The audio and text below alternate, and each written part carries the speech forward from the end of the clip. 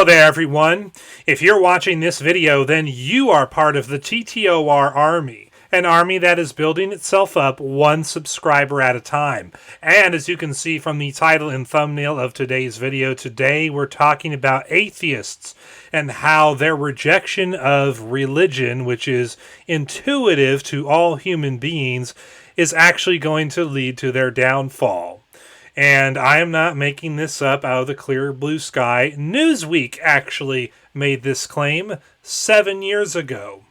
I have here on screen that particular Newsweek article published May 18th, 2017, titled "Atheists More Intelligent Because They Can Override Instinctive Religious Beliefs, But It Will Be Their Downfall." Let's just start reading this article and have some fun, shall we?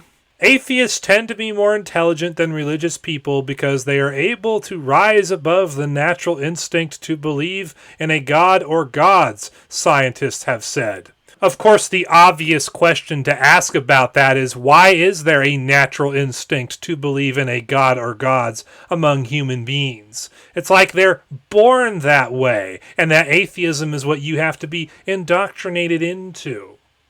But let's keep reading.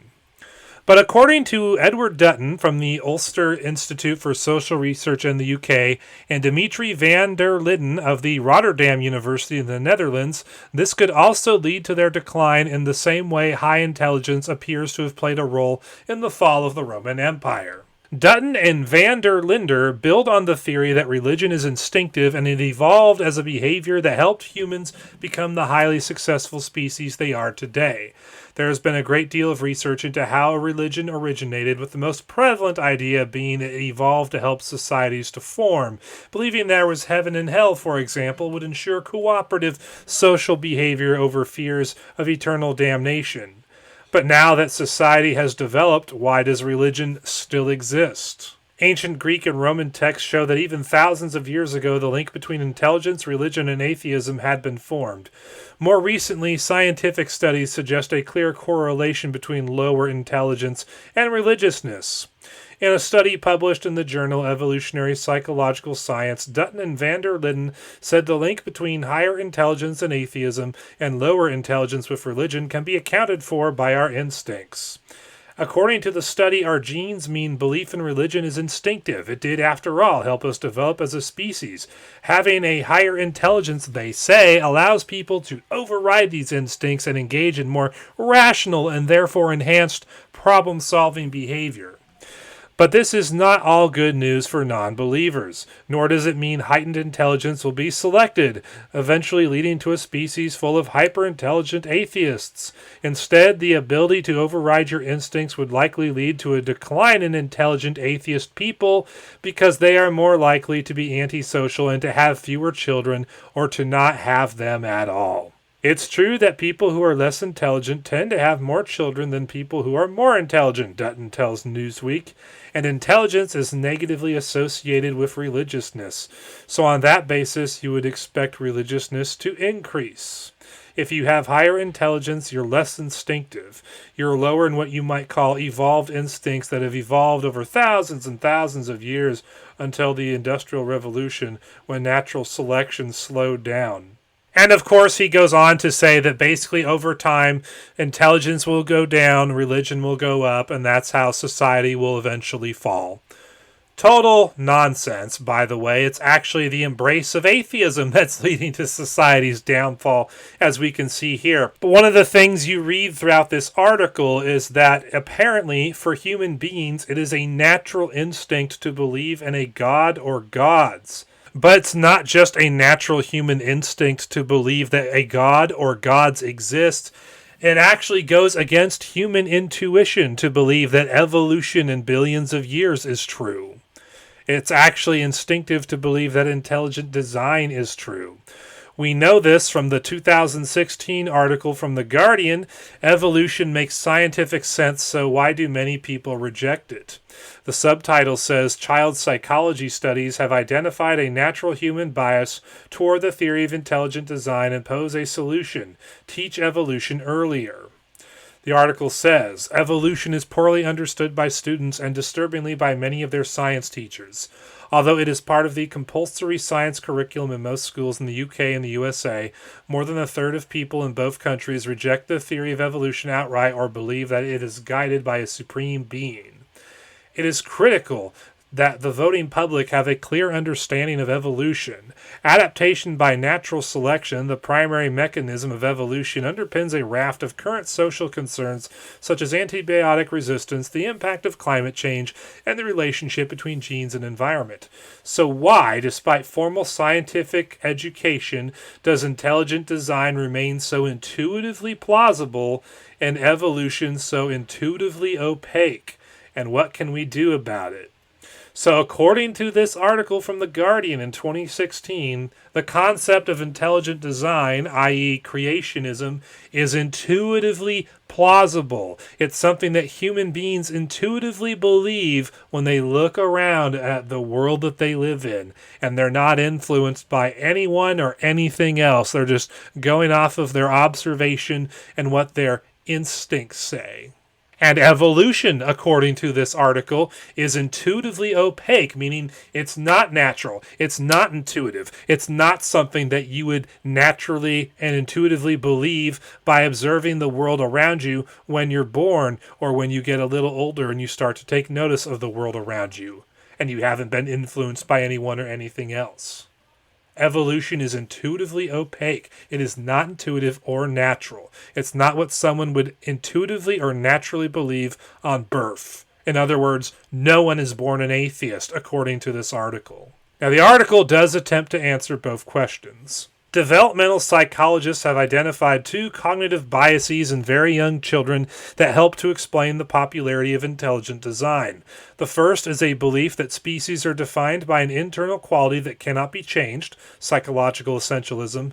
The second is that all things are designed for a purpose, promiscuous teleology. These biases interact with cultural beliefs such as religion, but are just as prevalent in children raised in secular societies. Importantly, these beliefs become increasingly entrenched, making formal scientific instruction more and more difficult as children get older. In other words, when children are born, they intuitively and naturally believe that species are defined by an internal quality that cannot be changed, although they're not really referring to species, they're referring more to families. And they also believe that all things are designed for a purpose, which, yeah, that's a religious concept that all human beings are born believing. That's weird. But how does The Guardian propose overriding people's intuitive belief in intelligent design and religion and creationism and getting them to believe in evolution, even though evolution is not intuitive and not natural? Well, there is a proposed solution. Can we overcome these psychological biases? So how do we override such widespread and tenacious cognitive biases? Deb Kellerman and colleagues at Boston University recently published a promising child-friendly intervention, illustrated storybooks about natural selection. And of course, you read the article and it goes on to say that Kellerman presented her book to 5 to 8-year-olds and that basically they had no problem accepting evolutionary propaganda.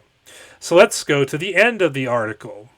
It says here, evolution is typically taught to students at around 14 to 15 years of age as they prepare for their GCSEs. After persistent lobbying by the British Humanist Association, evolution was included in the British National Primary Curriculum for the first time last year.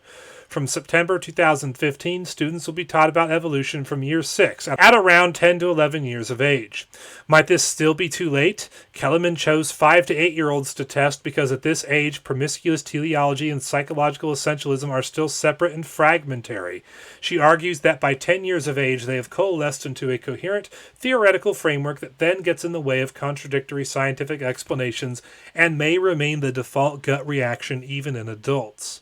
Her storybook works because it provides children with an alternative explanatory framework before these cognitive biases become entrenched.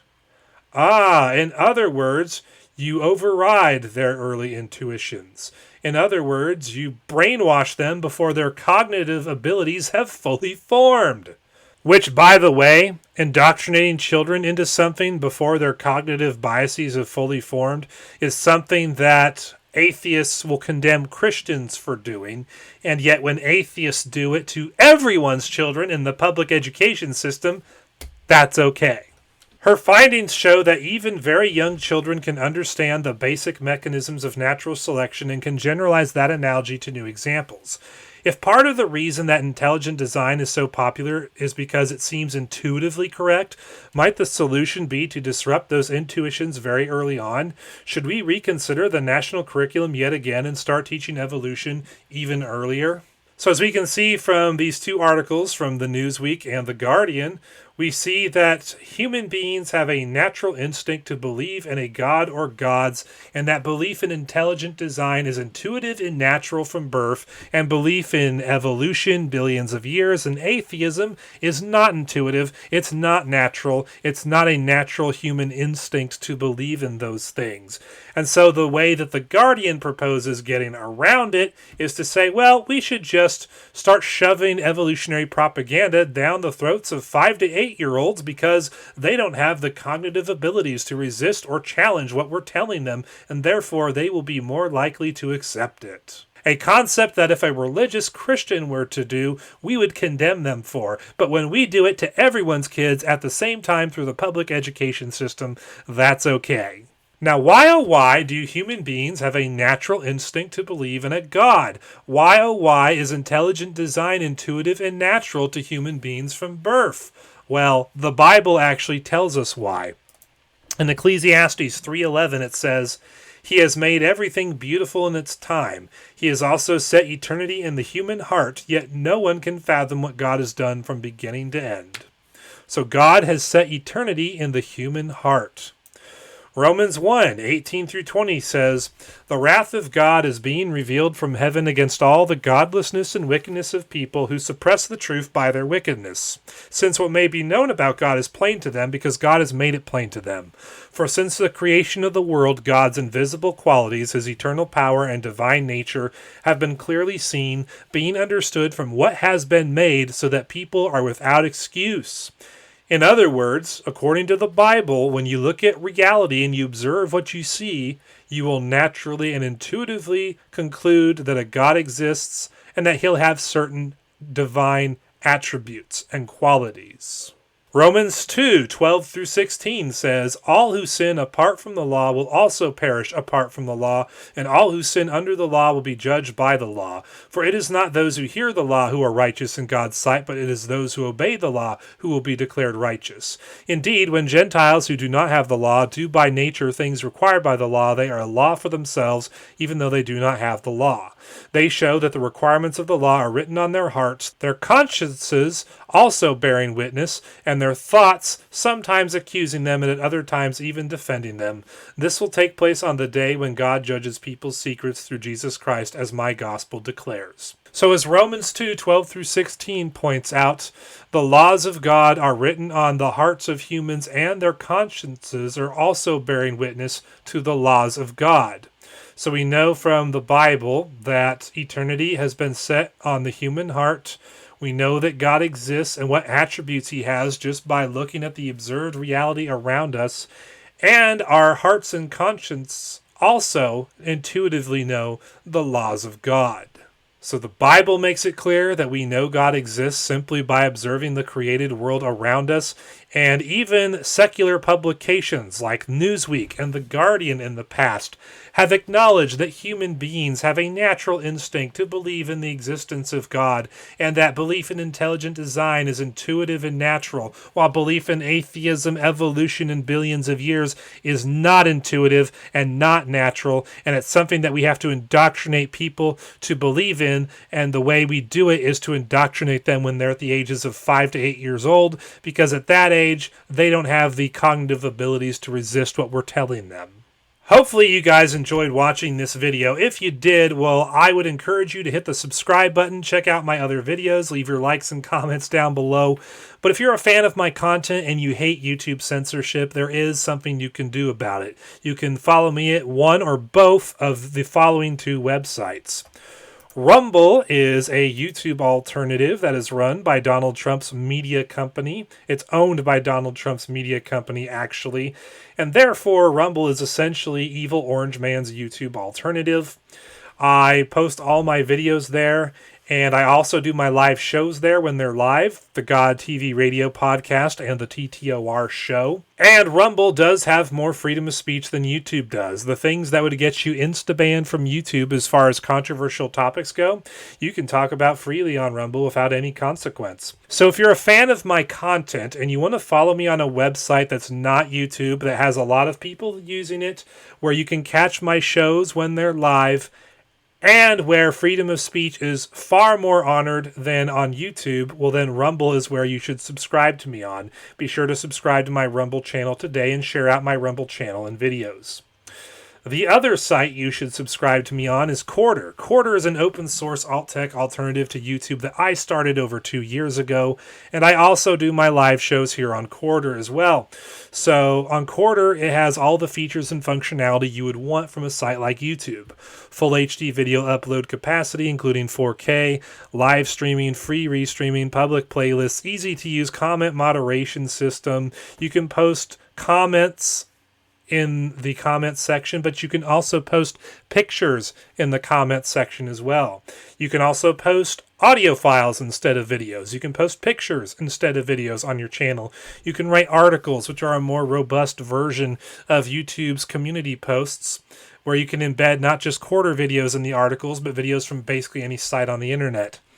Also, there's video chat rooms you can create where you can do basic video calling stuff like on Google Hangouts, except you can also live stream to your channel from these rooms. And then there's Quarter Bucks, which is an insight currency that you earn by getting views on your videos.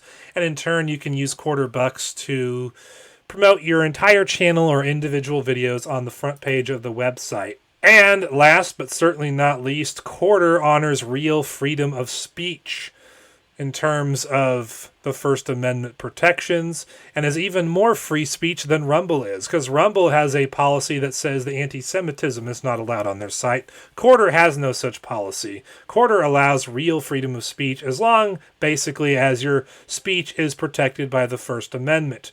In other words, as long as you're not a terrorist, and as long as you aren't trying to do pornography on Quarter, you can say and do whatever you want on Quarter. And therefore, I would encourage you to join me on Quarter today.